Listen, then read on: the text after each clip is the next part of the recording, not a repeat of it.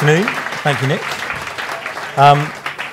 Okay, I'm here to, I guess, give you a brief introduction to the panel and talk a bit about some of the issues when we're generally talking about content distribution trends. I think this should probably be called content distribution trends and OTT influences. This is really a kind of a light dusting of the issues. There are a great deal of impacts, certainly things that affect our business and certainly things that affect our customers and people I talk to in the industry. Lots of influences, developments, things going on. It's very hard to keep up with a lot of them.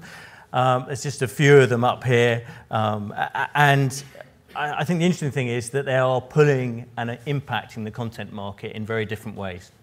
Some very directly and very significantly, like SVOD and like OTT, and some less directly, but in fact could be very fundamentally significant, like network PVR and virtual pay TV operators that we'll address as we go through. It's obviously probably indisputable that the biggest influence is SVOD and OTT. This is on the content licensing market, with the biggest of those currently really being Netflix. They gained subs at their biggest rate in the last quarter, and they've already beaten the guidance they gave in their last releases and hit 100 million in April before they said they would. And I think they announced then that they're raising another 1 billion for their global operations, 1 billion for their global operations outside of the US. But it's not just them. There's plenty of other people launched or launching, and there's been some really significant developments since we were here last time. Amazon's global rollout being one, and I'll play this.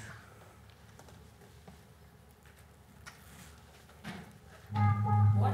नहीं हूँ मैं अपना show देख रहा हूँ। पहले wifi नहीं था, तो एटलीस्ट वाईफाई की तो याद आती थी। पर शो डाउनलोड करो और डाल दो फैमिली को फ्लाइट मोड में हाँ। Very good. No need for internet. मैं अभी आता हूँ। देखो movies and shows offline download करके Amazon प्राइम वीडियो पे try prime free. Very good. Amazon prime video India का नया prime time. So I think everyone kind of knows that Amazon's objectives with videos vary greatly by market. In some markets, they're quite happy to bundle video. They don't really care about the product itself, independent of their greater business. But there's no question that India is one of their priority video markets. It is a priority for other SVOD operators, chasing what's been, I guess, a sleepy SVOD market, you could say, arguably.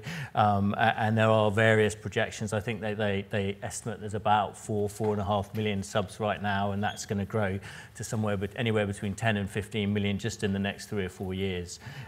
So it's a big market that they're all chasing, but they're not alone. There are many of what I would call kind of scripted SVOD providers providing a kind of general SVOD service, kind of similar to the Netflix and Amazon as well. But certainly since the last time we were here, I think Showmax had already launched in South Africa, but since then they've launched in Sub-Saharan Africa and in Poland. HBO has launched in Spain. iFlix has launched in many territories, including most recently in the Middle East. SFR Play has gone OTT in France. Blim in Mexico. I guess Hook in Singapore, and plenty of others. The list goes on. With what we find some quite interesting players now kind of rising up a bit into the discussion, which are, for want of a better word, regional or multi-territory SVOD players that are coming into the content market and obviously using their presence in multiple markets and kind of getting very heavily involved. So here we have just example, iFlix, Pitbox in Croatian and wider markets, and Showmax, which we just mentioned. I think the thing that becomes more interesting about these are the fact that they are much more focused on the positioning in the individual market that they launch in, and you can see that. I think iFlix is a really good example, partly because they've just launched in the Middle East, but it's true of the others. We could pick any of those other, call them emerging market SVOD players. So here, what you see is in the markets that iFlix are in, this is the price that Netflix are at. So averaging between well $7 and $10, and this is the price that iFlix is at. So iFlix outside of not counting Jordan, so in their Asian markets, they don't cost more than $3 in any market. And if you were actually, if you look at the exercise of Netflix in the US and you translate that price using purchasing power into what they should be in alternative markets, that's the grey box. So you can, theory is one thing, but you can see iFlix are definitely well placed in the market to address the local market in terms of being at a low, very competitive price. We talked last time about pay TV and their kind of being friends or frenemies with SVOD. For some time now, Netflix has been available on the X1 Comcast set-top box. We've put it in today because I think it's quite interesting now that Comcast have taken this a step further. And last month, Comcast always had, anyone who's lived in the US and had cable from the US know this, but the cable operators always have free weekends when the premiums, the HBOs and the Cinemaxes and the Showtimes of the world are available free for the weekend. So you go and you try it and hopefully you upsell to the premiums. Netflix last month was included in the watchathon, so in this free period. So all Comcast X1 subscribers could access Netflix for free during that period. So this is just showing a level of integration that Comcast and Netflix are going in. So even beyond the fact that they were already integrated into the set-top box and into the search. Well, and one thing for sure is that kind of more closer to the content world that we're really talking about, the kind of production continues to grow, depending on whose side you believe. There's a bubble about to burst, or it's a healthy production growing, serving all the new services. This is US scripted original series production. You can see it growing. This is the sources of each of the production. So pay cable, digital. So this is Netflix and Hulu and the likes. And you can see that over the last few years, the significant growth it's been driven by digital. But it's worth okay, maybe the last year or so it's flattened, but it's important to see that actually basic cable has been fighting pretty hard and making program. They've got a lot to defend. They've got a lot of affiliate revenues that they need to defend from the cable operators who are beating them up about their viewing. So they're not alone. Okay, maybe more recently it's been flat. And on that theme, what this chart does is this looks at the index growth of three areas of SVOD in the States. It looks at subscriptions, raw subscription numbers, revenues, and original productions. So as you can see, I think the important thing to notice here is you can see that subscription revenues have pretty much tracked. Their growth is tracking, but what stands out even more is original productions, which doesn't track the growth of subscriptions and revenues. It stands out on its own. So they are growing their original productions significantly more on a year-on-year basis than their other key kind of metrics. And in the content world, this doesn't really show you kind of over time, but these are the per hour US dollar content budgets for basically big drama shows. You can see some old ones and some new ones here. And there are anomalies. There are huge, great vanity projects like The Crown, The Get Down, and Vinyl. So you've got HBO, Netflix, more Netflix, Game of Thrones. It's historically quite tricky to nail the production budget because obviously they change over series on series, and there's lots of ways that the production budgets are accounted for. But the interesting thing and the relevant thing is being very kind of high level and probably summarizing too simply. In the old days, probably typical US network shows would be made for $4 million an hour. You would not see a UK or a European production hitting that level of budget at all. There was no way they would be able to end up, unless they had a massive mega hit where they end up being able to kind of hit the ultimate revenue for that show, if they used a production budget that was equivalent to the US networks. That is changing. That is changing significantly. So you see Sky, who've now got 3 countries that they're doing original productions for. You've got other players within Europe who are really upping the level of the budget to compete and to be in this market. And they also have plenty of routes to distribute. I mean, if they're making that much money, they obviously have partners within that production that are paying some of that money up front. But then there's a deficit that traditionally they always have to meet by distributing that content and selling it elsewhere. So they use the likes. In the UK, it might be the likes of the Fremantles, the BBC Worldwides, the E1s, and others selling these shows. And they're having to fill these deficits, either through interesting partnerships or through selling it around the world. And there still are no end of sources, whether that's SVOD players, various SVOD players, still free TV, still buying. I mean, they all kind of, there is the challenge with people, certainly kind of the international drama producers who are facing challenges from the local TV companies making much more of their own content, pushing out US into non-peak and all of these challenges. But there are still routes to market for everyone, and then also pay and pay/SVOD services. You can see here, so here we've pulled out one example, Lethal Weapon, Warner Brothers show, sold on Fox Network in the US.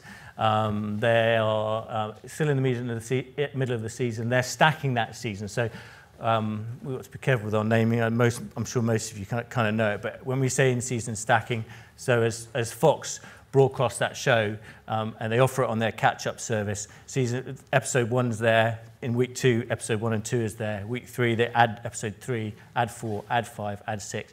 They don't lose any of the old series. So in another situation, more typically outside of the US, so in Australia, Network 9 are showing Lethal Weapon. So there's a rolling 5 episodes. So by the time you get to episode 7, there's only 5 episodes available. And this is a key dynamic, and this is a key impact that SVOD has had on the content industry. If you offer, as a broadcaster, more, if you're offering more than a rolling 5 catch-up, you will materially impact the potential revenue that the distributor will get from selling it to the likes of a Netflix or an Amazon in the second window. So that's why it has so much value. And if people are getting in-season stacking, so if Movistar in Spain is buying Lethal Weapon and offering an in-season stacking service with that, they have had to pay more money for that. And that is the key dynamic that is there between the SVOD and between the broadcasters. Just, and there are a couple of non-typical ones here. So, interestingly, TF1 in France put Lethal Weapon on their EST and TiVo platform before they put it on their broadcaster, which is kind of not really heard of. And obviously MTG in Sweden are always playing with the fact that they have their free TV channels, they have their pay TV platform, which includes their Viaplay service. So Lethal Weapon is available on TV3's catch-up service, which is now, kind of not to confuse, it's now called Viafree. And there you get a rolling 5 catch-up. However, if you subscribe to Viaplay, you can get access to Lethal Weapon in a full in-season stack. So we'll end up having a full SVOD window. And this is increasingly what MTG are doing with their Viafree and their Viaplay platforms, which is that's an interesting model. So then here's a couple more examples. So here we've got American Gods, a Stars show in the States. Fremantle sold first window to Amazon, so they've gone straight to SVOD. Designated Survivor, again, ABC broadcast show in the US, sold by E1 to Netflix globally. So that's an example of a first window SVOD deal. And finally, 2 more examples here where we're mixed. So these have played out. These have gone through their first window, and we now know where they're going in their second window. Again, another key kind of dynamic in the content world about how the money is flowing. So here, the People versus the American Crime Story, the FX show from the US. This has been sold to a variety of broadcasters around the world. It's on the BBC over here in the first window, Network 10 in Australia, Movistar in Spain, and Sky in Germany. Now, Netflix has done a second window deal around the world. So the second window, which is typically 12 months after the first broadcast window, is on Netflix. And as you can see, kind of all of these broadcasters working on a rolling 5, I think it would be very unlikely that we'll find any of the broadcasters around the world that are stacking that in season, because Netflix will not allow that.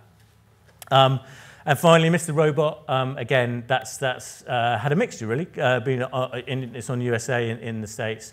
Amazon have it in the UK, dropping it each week. So it is an SVOD deal, but because they're keeping up with the US window, they can't drop the whole season at one time. And we're seeing a mixture, and I guess one of the key, which we won't go into too much now, one of the key second window issues at the moment is when it's been on an SVOD provider, are there going to be broadcasters willing to buy it? And we're starting to see that coming up as a big issue now, because some of the very early digital originals have come back to a second window. Things like Orange is the New Black and so on. So seeing how whether broadcasters are going to be willing to pick those up is going to be interesting. So moving on quickly, so we get to the panel. So back to the issues of virtual pay TV operators, MVPDs. There's lots of different ways you could talk about it. Very big topic in the States. Any of you follow it from there? So you've got kind of the main guys doing it. A little bit less so in the US. I just want to show you a quick video of some of the US activity. People say I'm scary. I say scary is not knowing how a cable bill of over $100 got so expensive.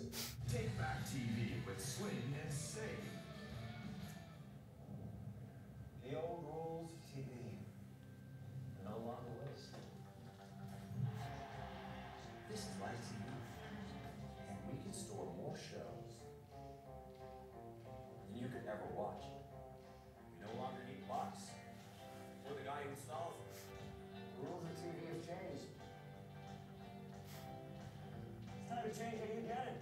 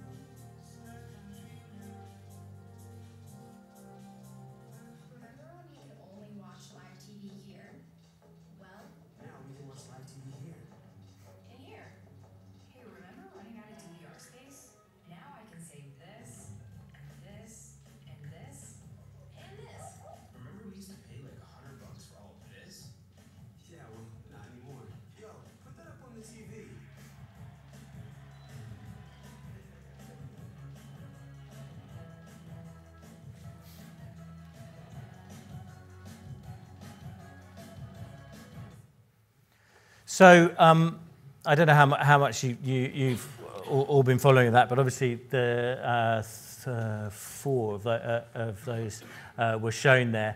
And just to be kind of really clear on this issue, that the first one was Sling, a pay TV operator, Dish TV, telling customers to take back TV and telling them that a $100 bill was too much.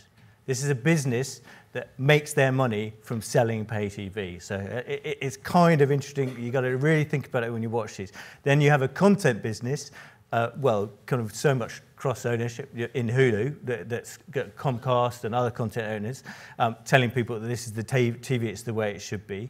And you've got Sony, who, okay, it's the CE business and the PlayStation business, but they have a huge business in pay TV and pay TV channels who survive on the fact they get their money from pay TV operators, telling people it's time you changed how you got TV. So it's a fascinating time to watch the virtual pay TV operators. What happens outside of the US, I think, is going to be interesting. But there's kind of 3 things that these guys are really bringing out to the market that are interesting. One is they're kind of accelerating the whole skinny pay TV. They're changing the way pay TV operators bundle, making kind of lower packs. But the other 2, which are kind of huge issues for the industry, retransmission fees for free TV channels, because these guys in the States are paying retransmission fees to the US networks and to the free TV providers, and the guys who are doing it over in Europe, they're having to do that to get access to the content. And the third is network PVR or cloud DVR, or however you'd like to call it. But this is an issue that's been relatively stagnant in Europe. Loads of issues around copyright, channels being willing to let operators do it. This is another issue that's been forced by these guys, because 4 of the 5 there have actively got a network PVR as part of the product with some interesting different dimensions. And DirecTV, they state they're going to add that feature.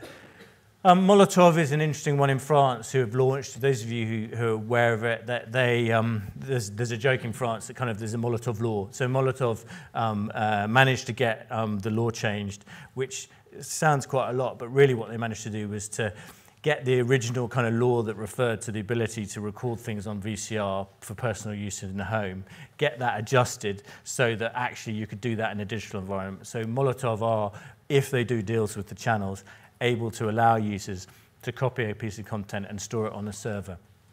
But they do have to store a copy for each and every person. So there's a whole nother probably session about that. But you guys said, I think 62% of you felt that kind of there's some way to go in other markets. I think there is a huge number of challenges, but it is an area that's really kind of driving change and driving some of the big issues. So just finally, because it came up as part of the survey, there are lots of other issues, but we'll bring those out in the panel, was the topic around discovery and recommendation. This, I think 72% of you, from what Nick said, said that you felt kind of recommendations are a key part of UI, is a key part to viewer retention and satisfaction. It's a massive challenge. I mean, even Netflix, who, if we're all to believe, have got the best algorithms and the best recommendations engines there are, even they kind of introduce new features. So they've introduced thumbs up, thumbs down. I'm not sure what's going on with TiVo and why we don't see any court cases flying around, what's happened there. But so they've added that to their service. And most of you felt that, well, the interesting thing was most of you kind of reiterated that there is a human element that needs to be involved in the way you recommend. But we are seeing some interesting things going on. Obviously, TiVo's been doing a lot for years, kind of Foxtel, kind of Comcast, lots of different efforts. And just on the kind of the final area in this area, you said 92% of you said kind of there needs to be a mixed approach. 63% felt that was data-led. Our kind of very simplified view of it is that there are kind of three things that everyone is trying to get figured out in our mind. One is kind of how to get the data out in the best way. The other is how to put the data in with the metadata. And the final one is having the platform to be able to promote and do content. And this is becoming even more of an issue. There are loads of kind of related issues to it, kind of potentially kind of even paid for presentation of content, all of these other issues. But we believe it's going to impact the content world a lot more over time. So just, I think now we'll just about bring the panelists up, but just to wrap it up, it really, in a nutshell, kind of there are lots of demand kind of led drivers to the content industry at the moment. There's more fragmentation. I mean that in the broadest sense, not just in simple broadcast viewing. There's more choice. There's more non-linear, and again, I mean that in the broadest, in your recordings, your SVOD, your catch-up. So for the distributors, the people selling content, there's more people to license to.